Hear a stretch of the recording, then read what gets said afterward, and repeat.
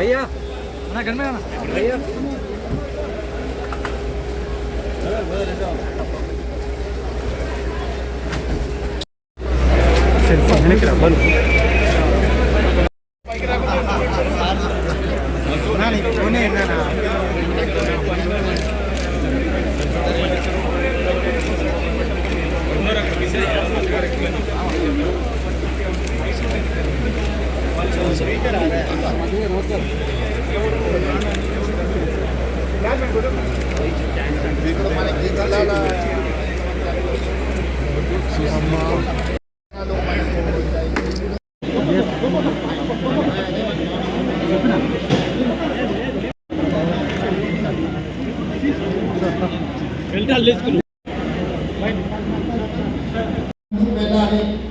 నేను ఖమ్మం పర్యటనలో భాగంగా ఈ ప్రాంతంలో కూడా ఇక్కడ ఉన్న వాళ్ళకి ఒకటే విశ్వాసం కల్పించదలుచుకున్నాను.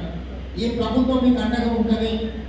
ఉత్తమ్ కుమార్ రెడ్డి గారు స్థానిక శాసనసభ్యులు పార్లమెంట్ సభ్యులు మీకు నిరంతరం అందుబాటులో ఉంటారు. అధికారులు నిరంతరం 24 గంటలు అందుబాటులో ఉంటారు. ఏ ప్రజలు కూడా ఆందోళన చెందాల్సిన అవసరం లేదు. పూర్తి స్థాయి నివేదిక తీసుకొని ఉత్తమ్ పద్మావతి గారు, మందుల సామిల్ గారు, అదేవిధంగా ఉద్యోగ శాసనసభలో జరిగిన నష్టాల గురించి మంత్రి గారు కూడా నా దృష్టికి తీసుకొచ్చారు. తప్పకుండా పూర్తి స్థాయిలో మీ నష్టాన్ని భర్తీ చేసే విధంగా ప్రభుత్వం నిర్ణయం తీసుకుంటుంది అని చెప్పి మీకు అందరికీ తెలియజేస్తూ, మీడియా మిత్రులను కూడా ఈ కష్ట సమయంలో మీరు అండగా నిలబడండి. సమస్యని పరిష్కరించడానికి మీరు తోడ్పాటును అందించండి. ఇది రాజకీయాలకు సమయం కాదు. రాజకీయాలు చేయడానికి చాలా సమయం ఉంది. ఇంకా 4 సంవత్సరాలకు పైగా ప్రభుత్వం నడపాల్సి ఉంది. ప్రతిపక్షాలకు నేను విజ్ఞప్తి చేస్తున్నా, కలిసి రాండి, ప్రజలను ఆదుకుందాం. ప్రజల కష్టాలు ఏమన్నా ప్రభుత్వం దృష్టికి తీస్తారని వాటిని పరిష్కరించే బాధ్యత ప్రభుత్వం తీసుకుంటారని తెలియజేస్తూ, మరొకసారి మా కలెక్టర్ గారికి, అధికారులను అభినందిస్తూనే ఇంకా బాధ్యతాయుతంగా ప్రజలలో ఉండండి, అంచనాలు వేయండి, నష్టం జరిగిన ప్రతి ఒక్కరిని ఆదుకోవడానికి నివేదిక తయారు చేయండి. మీ నివేదికల ఆధారంగా ప్రతి వాళ్ళని ఆదుకునే ప్రయత్నం రాష్ట్ర ప్రభుత్వం చేస్తుందని చెప్పి తెలియజేస్తూ మీ అందరి దగ్గర సెలవు తీసుకుంటున్నా. ధన్యవాదాలు చెప్తున్నారు. ప్రజలకు అండగా నిలబడాలి. ఈ ప్రభుత్వం నిబద్ధతతో పనిచేస్తుంది. ఎక్కడ ఏది జరిగినా మరుక్షణం ప్రభుత్వం అక్కడ ప్రత్యక్షం అవుతుంది. ఆ సమస్యని పరిష్కరిస్తుంది. ప్రజలకు అండగా నిలబడుతుంది. ఇప్పటికిప్పుడు ఉదయమే మేము ఈ నష్టపరిహారం విషయంలో కానీ ప్రజలకు ఏ విధంగా అండగా నిలబడాలి, ప్రజల్ని ఏ విధంగా ఆదుకోవాలని ఒక బాధ్యతాయుతంగా ఈ నిర్ణయాలన్నీ తీసుకున్నాం. ఇదే కాకుండా national disaster response force NDRF కేంద్ర ప్రభుత్వ పరిధిలో మనకి ఎప్పుడు ఏదైనా ఉపద్రవం వచ్చినప్పుడు మనం కేంద్రం వైపు చూస్తున్నాం. మీరు విమానాలు పంపించండి, మీరు బోర్డు పంపించండి, మీరు శిక్షణ కలిగిన సిబ్బందిని పంపించండి అని ఆలోచన చేసి ఈరోజు సేమ్ సిమిలర్ ఒక ఆర్గనైజేషన్ స్టేట్లో పెట్టుకోదలుచుకున్నాము. స్టేట్ డిజాస్టర్ రెస్పాన్స్ ఫోర్స్ని SDRF తెలంగాణ రాష్ట్రంలో 8 బృందాలుగా రాష్ట్రంలో వివిధ ప్రాంతాలలో, ఎందుకంటే ఒక్కొక్క జిల్లాలో ఒక దగ్గర ఉంటే అక్కడ లోపలికి ఏ సమస్య వచ్చినా తక్షణమే వాళ్ళు అక్కడికి వెళ్ళడానికి వీలవుతుందని చెప్పి 8 బృందాలుగా ఒక్కొక్క బృందంలో 100 మందిని సిబ్బంది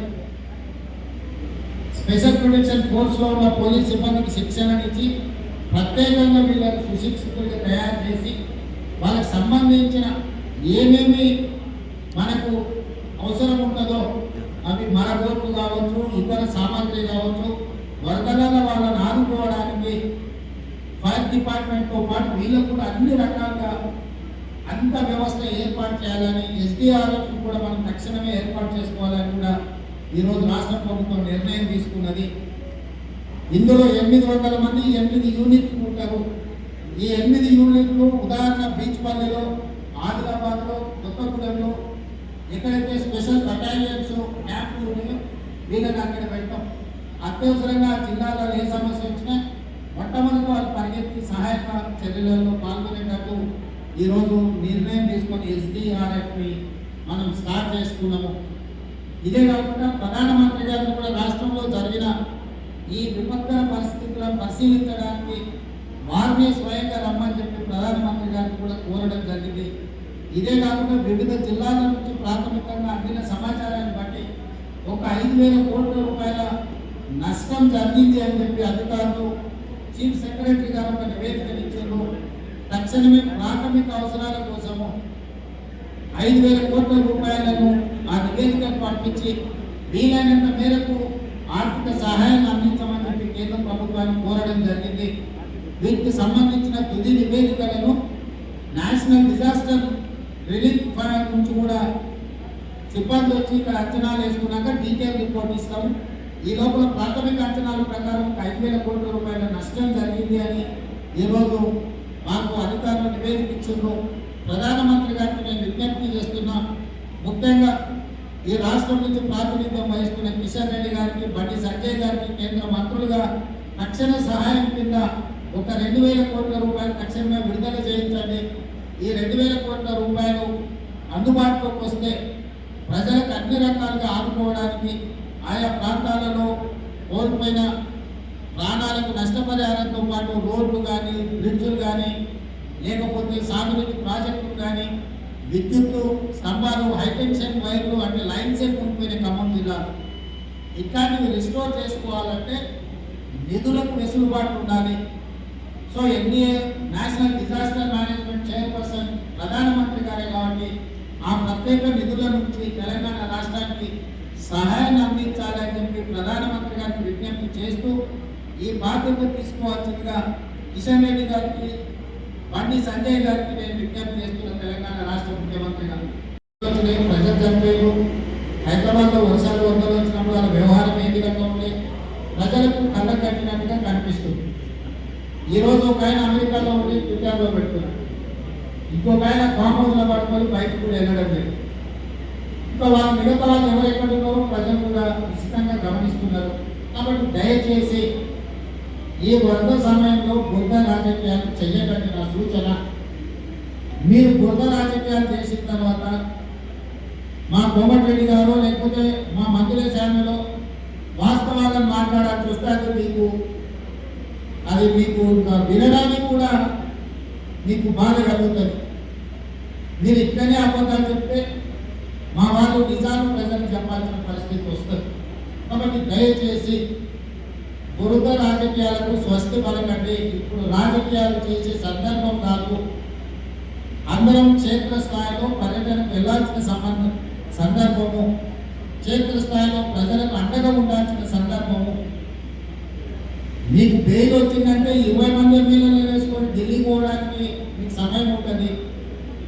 కానీ ప్రజల కష్టాలలో చనిపోతే ఎవరు కేసీఆర్ గారు కానీ, కేటీఆర్ గారు కానీ క్షేత్రస్థాయికి మాత్రం కాదు. ఒకరు అమెరికా పర్యటనలు ఉంటారు, ఇంకొకరు ఫామ్ హౌస్లు ఉంటారు. మీరు ప్రభుత్వం చేస్తున్న ప్రయత్నాన్ని తప్పుపట్టే విధంగా ఖమ్మం జిల్లాలో జరుగుతున్న దీంట్లో మంత్రులు పూర్తిగా అక్కడి క్షేత్రస్థాయి. ఉత్తమ్ కుమార్ రెడ్డి గారు ఎక్కడో ఢిల్లీలో ఉంటే ఉదాహరణ రాత్రి బయలుదేరి ప్రజలకు అందుబాటులో ఉండాలి అని వారు పరిగెత్తుకు వచ్చింది. నేను సీతక్క కావచ్చు, శ్రీధర్ బాబు కావచ్చు, పొన్నం ప్రభాకర్ గారు కావచ్చు, భట్టి గారు కావచ్చు, పొంగులేటి కుమల గారు కంప్లీట్గా క్షేత్రస్థాయిలో వాళ్ళు ప్రజలు ఉన్నారు.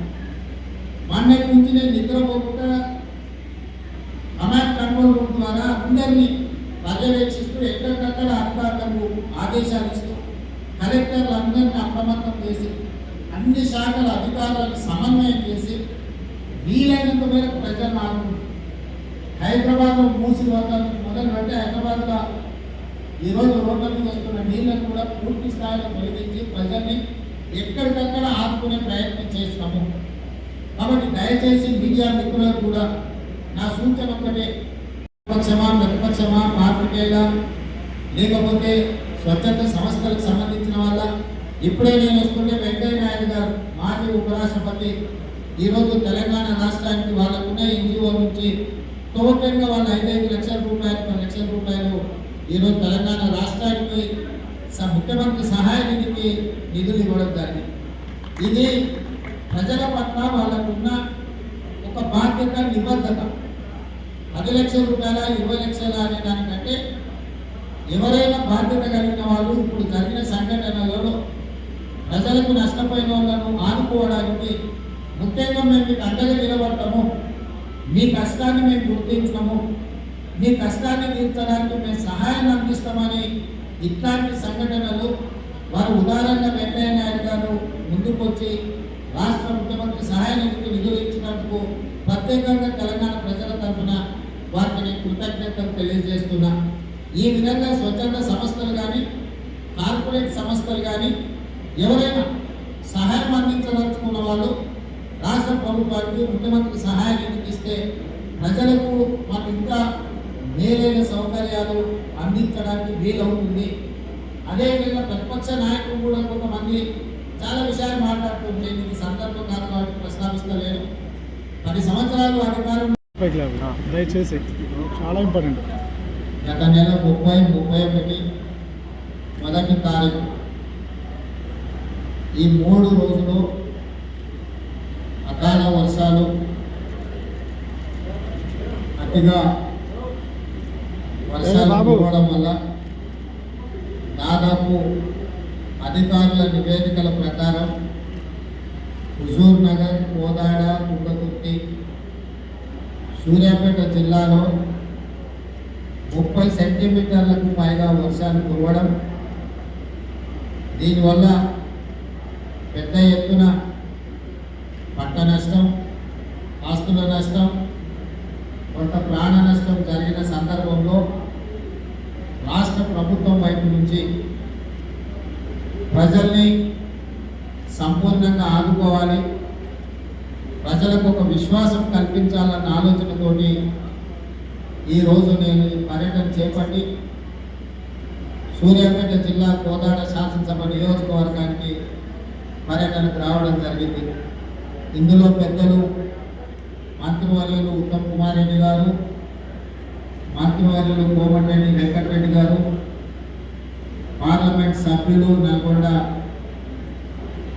కుందూరు రఘువీరెడ్డి గారు, ఉత్తమ్ పద్మావతి గారు, కోదాడ శాసనసభ్యురాలు మందుల సామ్యల్, తుంగతుర్తి ఎమ్మెల్యే గారు, కలెక్టర్ గారు, ఇతర ప్రజాప్రతినిధులు, అదేవిధంగా సాగునీటి, విద్యుత్ శాఖ, R&B, పంచాయతీరాజ్, ఇతర శాఖలకు సంబంధించిన అధికారులు క్షేత్రస్థాయిలో గత 3 రోజుల నుంచి నిరంతరం ప్రజలకు అందుబాటులో ఉండి ప్రజల్ని ఆదుకునే ప్రయత్నం చేసి ప్రాథమికంగా సూర్యాపేట జిల్లాలో జరిగిన ప్రాణ, ఆస్తి, పశు నష్టము, ఆస్తుల యొక్క నష్టాన్ని అంచనా వేసుకొని కలెక్టర్ గారి నేతృత్వంలో ఉత్తమ్ కుమార్ రెడ్డి గారి సమీక్ష సమావేశంలో వారు ప్రాథమిక నివేదికను రాష్ట్ర ప్రభుత్వానికి ఇవ్వడం జరిగింది.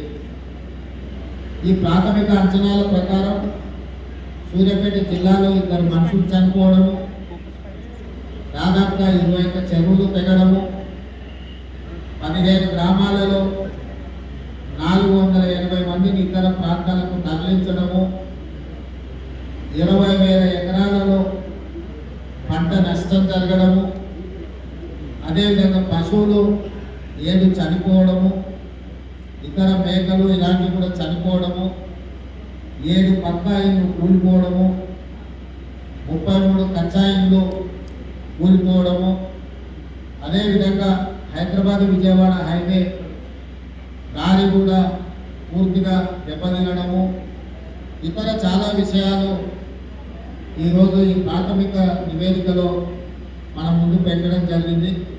అదేవిధంగా తుంగతుర్తిలో కూడా పశువులు చనిపోవడము, చెక్ డ్యామ్లు డ్యామేజ్ అవ్వడము, అదేవిధంగా ఇల్లు కూలిపోవడము, ఇతర అంశాలను కూడా స్థానిక శాసనసభ్యులు నా దృష్టికి తీసుకురావడం జరిగింది.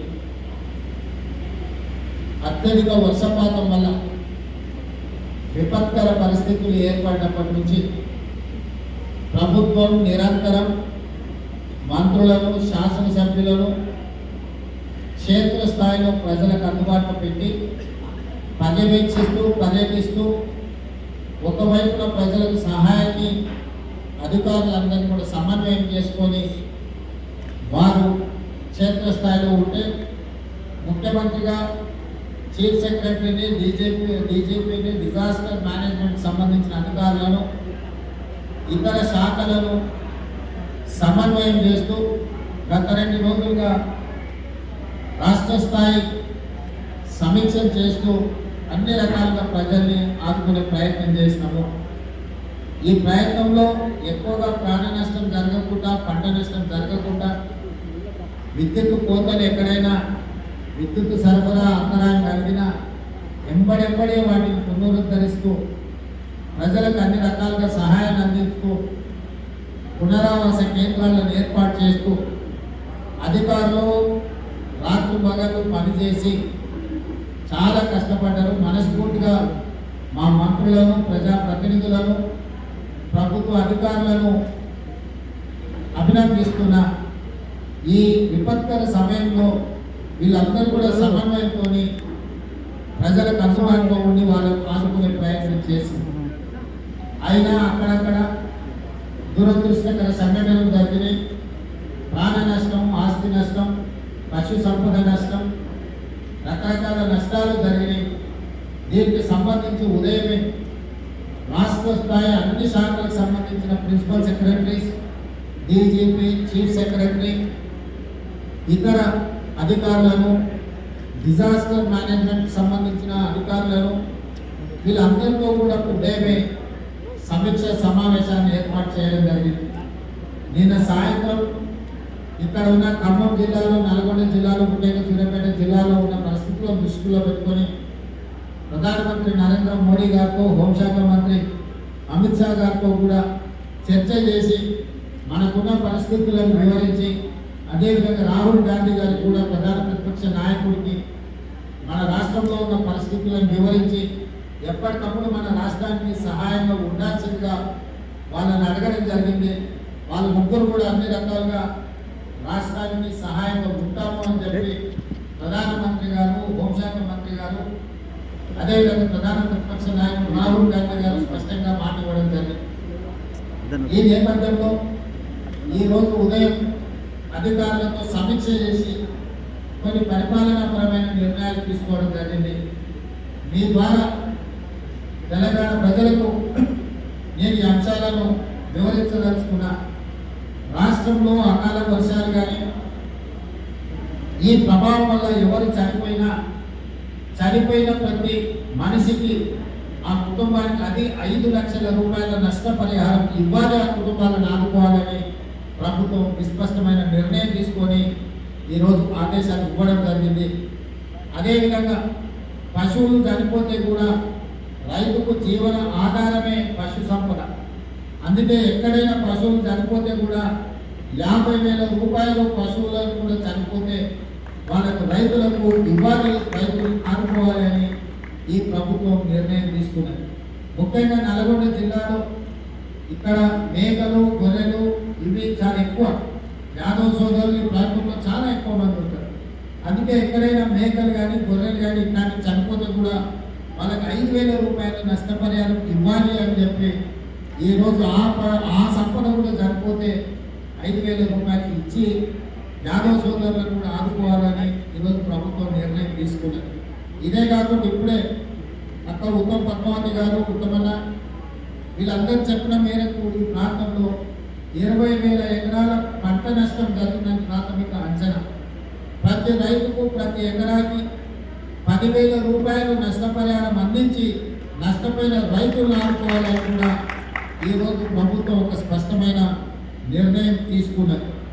అదేవిధంగా ఇల్లు కూలిన వాళ్లకు, ఇల్లు దెబ్బతింటే ప్రధానమంత్రి ఆవాస్ యోజన కింద ఎంతైతే నష్టపరిహారం వస్తుందో పూర్తి స్థాయిలో ఇల్లు కోల్పోయిన వాళ్ళకు కూడా ప్రధానమంత్రి ఆవాస్ యోజన కింద నష్టపరిహారం ఇవ్వడం జరుగుతుంది.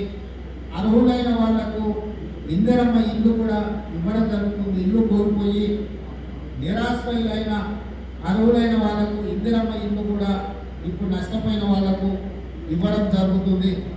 ఇదే కాకుండా స్థానికంగా అత్యవసరంగా ఏదైనా నిర్ణయాలు తీసుకోవాలంటే అధికారులకు అంచనాలు తెచ్చి, ఆ అంచనాలు రాష్ట్ర ప్రభుత్వానికి పంపించి సచివాలయంలో అవన్నీ మళ్ళీ మంజూరై వచ్చే వరకు పుణ్యకాలం కాస్త గడిచిపోతుందన్న ఆలోచనతో సూర్యాపేట కలెక్టర్ స్వయంగా నిర్ణయించే విధంగా ప్రత్యేకంగా 5 కోట్ల రూపాయలు సూర్యాపేట కలెక్టర్ దగ్గర డిపాజిట్ చేస్తుంది గవర్నమెంట్. ముందే కలెక్టర్కి ముందస్తుగా 5 కోట్ల రూపాయలు విడుదల చేస్తున్నాం. ఎక్కడికి కలెక్టర్ గారు వెళ్ళినా అక్కడ స్పాట్లో అక్కడ సమస్యలు చూస్తే అక్కడ ఆదుకోవడానికి అవసరమైన 2 లక్షలు, 5 లక్షలు, 10 లక్షలు, 20 లక్షలు ఏం కావాలని అక్కడికక్కడనే మంజూరు చేసే విధంగా సూర్యాపేట కలెక్టర్కి అందుబాటులో 5 కోట్ల రూపాయలని సూర్యాపేట కలెక్టర్ గారికి నిధులను విడుదల చేయమని చెప్పి నేను బయలుదేరే ముందే చీఫ్ సెక్రటరీ గారికి నేను ఆదేశాలు ఇచ్చి రావడం జరిగింది.